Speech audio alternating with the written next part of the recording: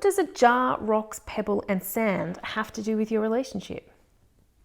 One of the biggest complaints I hear from couples with young children is that they don't have enough time to prioritise their relationship.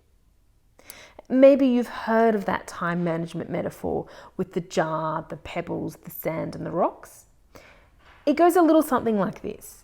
The jar represents your time, and the sand is all the disruptive things that you don't expect to really happen to your day, but it does. The pebbles are all the daily tasks that have to get done, and the rocks represent what's important to you.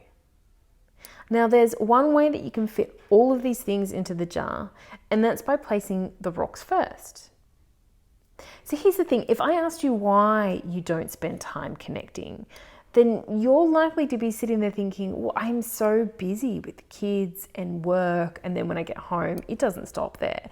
There's like the cooking and the washing and the picking up after everyone. So how am I supposed to have enough time or energy to put into my relationship? But if you're thinking that your relationship will pick right back up to where it was when the kids are older and you have more time, then you're missing the point.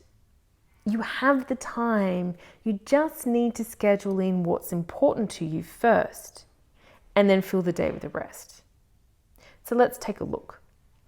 Now it's 168 hours in a week.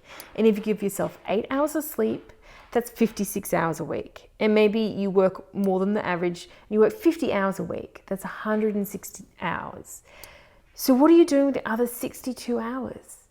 Let's say you spend 3 hours a day with your kids, that's 21 hours a week. Then you give yourself a date night and give a good 4 hours a week. That's 37 hours left.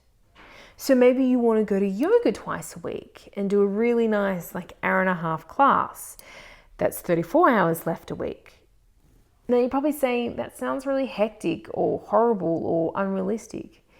And yes, it's hard getting a clean slate to reorganize your time and prioritize what's important to you. But have a think about what the payoffs are.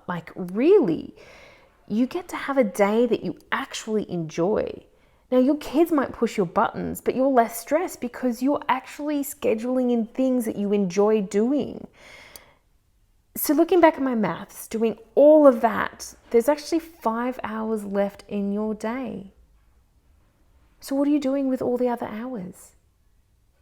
If you want to find out more about this elusive thing called time and how it impacts on your relationship happiness, just jump on my blog. There's plenty more there.